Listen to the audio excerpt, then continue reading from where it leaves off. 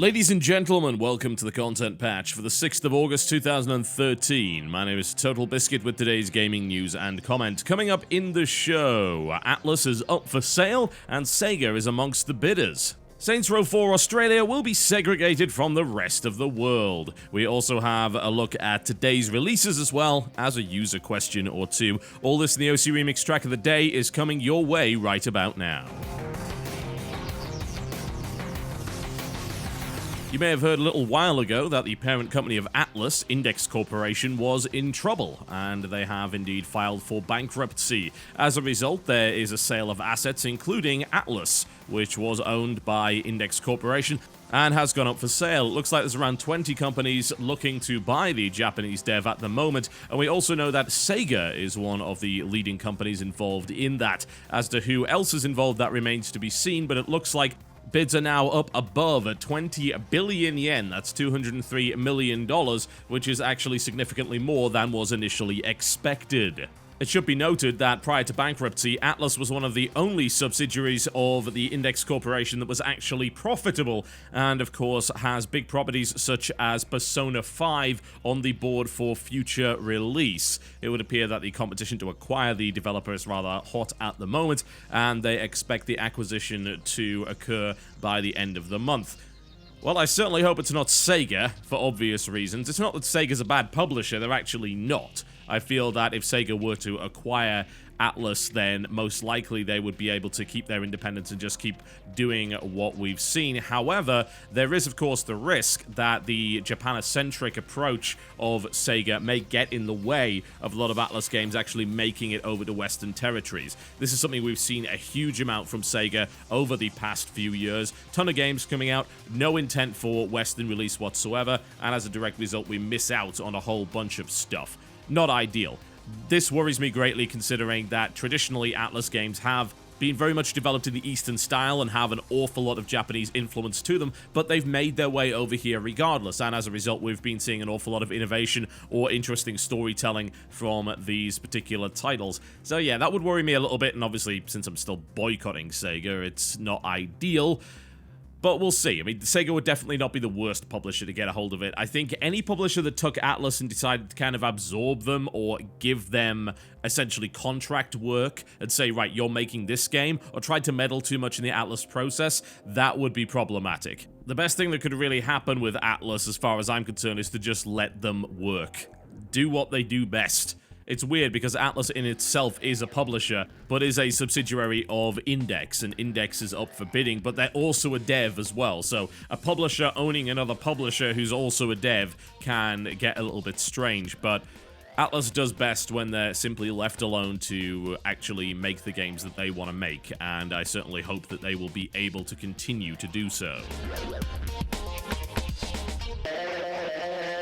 More terrible news for the Australians, as it's been confirmed that the Australian edition of Saints Row 4 will not be compatible with the international release, meaning that any attempt to play co-op with anyone outside of the continent will be met with absolute failure.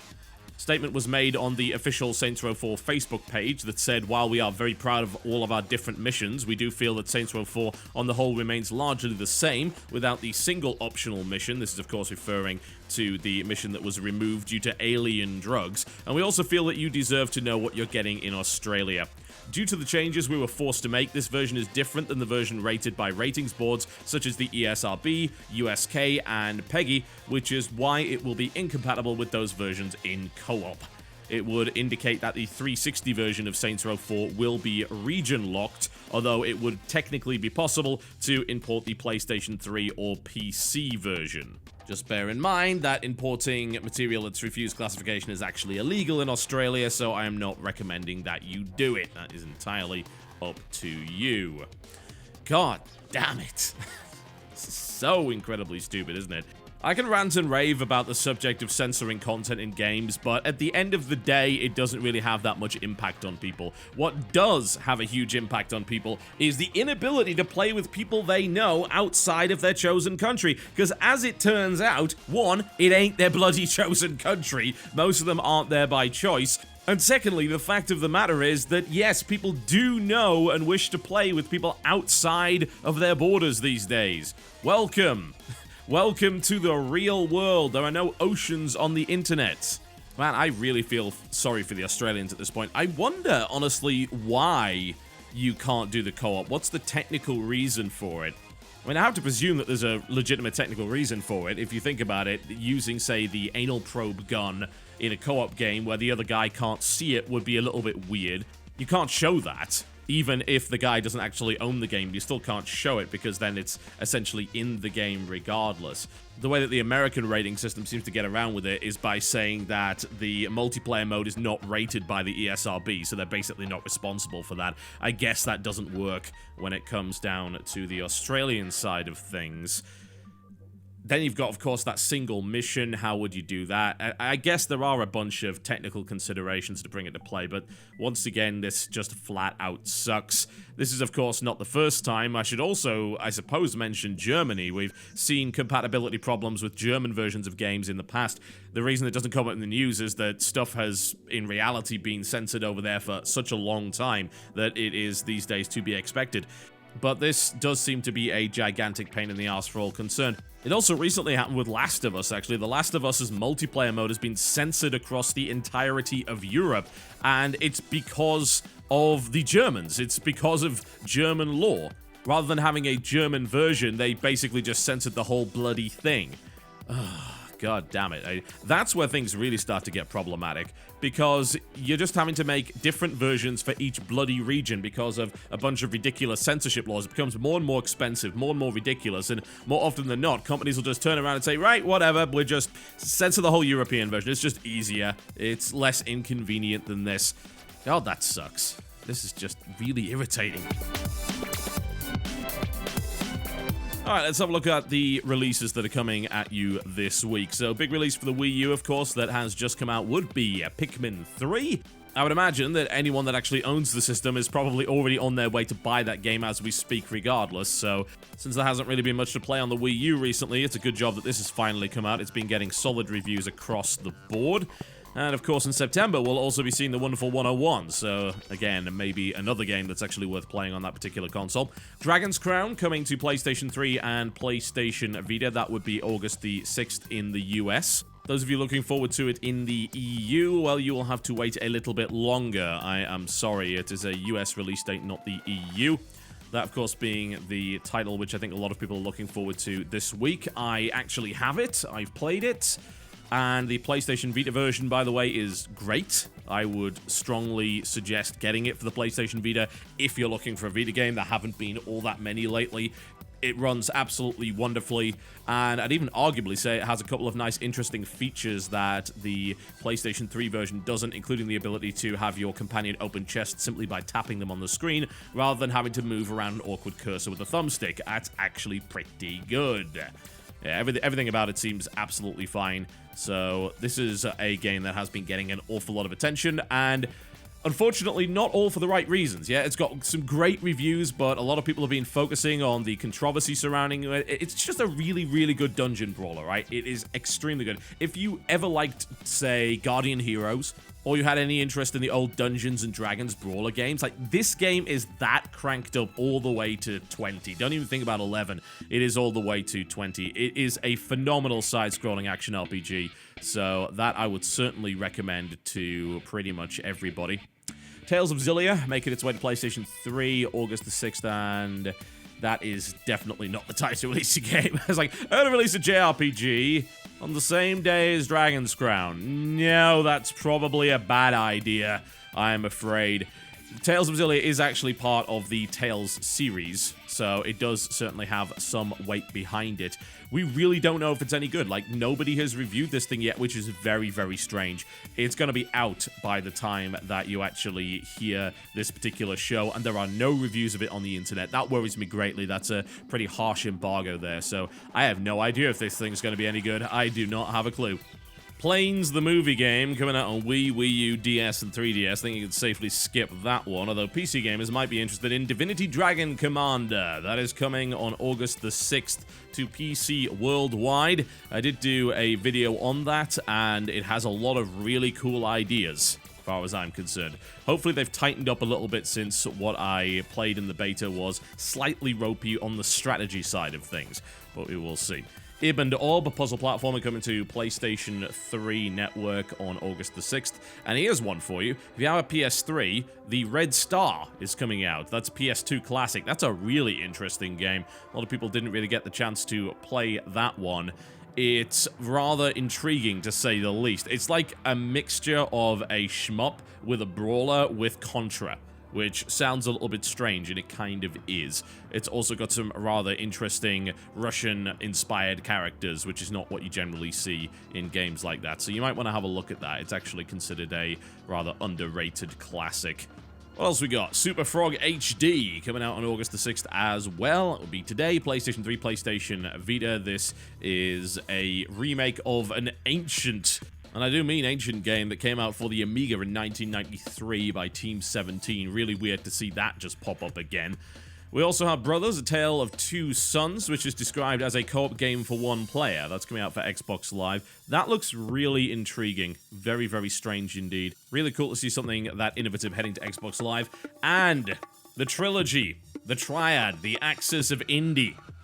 Doomsday is on its way to Steam because we have Spelunky, Guacamelee Gold Edition, and Papers, Please all coming out on the same day, August the 8th. Ouch. That is harsh. That really, really is. I hope that doesn't negatively affect the sales of them all too much. I mean, you can afford all of them for less than the price of Call of Duty, but yeah, Spelunky is a procedurally generated exploration platformer. And then we, of course, have Papers, Please, which is a fantastic game. It's very difficult to describe because there isn't anything like it. It's a kind of procedural drama, I suppose, whereby you are tasked with stamping passports and controlling the entry to a fictional country, as well as dealing with various moral dilemmas in the process. And then, of course, we have Guacamelee, which is a Metroidvania-style game with luchadors. What else could you possibly need to know in that respect? So yeah, it's going to be a tough choice for people. Personally, if I had to pick one, I'd probably pick Papers, Please, because it is so very, very different to everything else, but there's a ton of people supporting Spelunky, no doubt. But let's be honest, it's Papers, Please, man. Come on, come on, come on. Alright, since it's quite a short show today, we're going to do a viewer question. This came in from my Form Spring. Please note, by the way, that I don't generally read that. I don't answer questions really on there because there's so many of them. Every now and again, I'll solicit a few interesting questions via Twitter, but it's not something that I actively use. Anyway, so I've had a bunch of questions about Company of Heroes 2 and the current Russian campaign against the game. So, as far as I can tell, this came to a head with a video by Bad Comedian that's had an awful lot of attention that has specifically indicated that the game is very anti-Russian, like historically inaccurate to the point of being offensive. And recently, the Russian publisher for the game, 1C, decided, yeah, we're not going to sell physical copies of the game anymore because people are really, really annoyed about this. Now, I'm going to be honest, I don't know much about Russian history, so I can't really comment on just how accurate the thing is, but at the end of the day, if you were to go through the numerous massive videos, you will see an awful lot of examples. And I think the issue really comes down to how seriously we actually take the history used in video games and whether or not it is acceptable to represent a real-world conflict in an unrealistic way. The problem seems to lie in the fact that Relic have come out and said, actually, you know, this was really based on what actually happened, rather than just saying, well, you know what, it's a video game interpretation, it's not necessarily meant to be taken seriously. They have kind of stuck to their guns when they have claimed that their game is authentic. The most interesting perspective that I found on the issue is by a Ukrainian blogger that works for Nival, who is a Russian developer and made the game Blitzkrieg. Basically, he says, Company of Heroes 2 manages to use every single Russian-related trope. Gulags, armies without weapons, Russians shooting their own soldiers in the back. By the third mission, I was honestly expecting to see bear cavalry. And he also points out the difference between the feel of the campaign in the first game versus the second, yeah? Said that the first game has a very Band of Brothers-esque feel to it, which is absolutely right, it does. And then the second game has a focus on Russia basically being awful and saying, look at how awful Russia was in this war. Weren't they so awful, guys? Really? Seriously, they're so awful. I mean, I can definitely see why Russians wouldn't like it, yeah? I think that when you go out of your way to say, yes, this was an authentic depiction of what actually happened, and then it seems like all of the tropes have been pulled straight from Enemy at the Gates, then you're going to run into problems. Should Relic be able to portray the Russians in such a way? Absolutely, yeah? I would never in a million years say, oi, devs, you shouldn't be doing this kind of stuff, just basically censoring the developer in that respect. They could do whatever they want in that regard. And let's be honest, Russians and Germans and plenty of other people have got the short end of the stick when it comes to video games. But the line is drawn when you start to claim, no guys, this really was what happened, we are super authentic. Just don't claim to be authentic, it's a video game. Russians are bad guys in a video game again. I think, honestly, what Russian gamers may have been hoping for when they saw that the two factions would be Germany and Russia is that there would be a situation where the Russians were actually the good guys in the video game, because that's rare enough when it comes from Western developers, but it seems like that has not happened. Advocating that the game be banned, now that's an overreaction. That's incredibly irritating, and I am annoyed that we've actually seen that from gamers. Really? Gamers in favor of censorship? Have you not been paying attention to what's been going on over the past couple of years? Don't enable that behavior. It's a terrible idea. But I can certainly understand why Russians would not like it, and it really seems to come down to Relic's stubborn refusal to admit that their video game is actually just that. You know, you are not Band of Brothers. I'm sorry, Relic.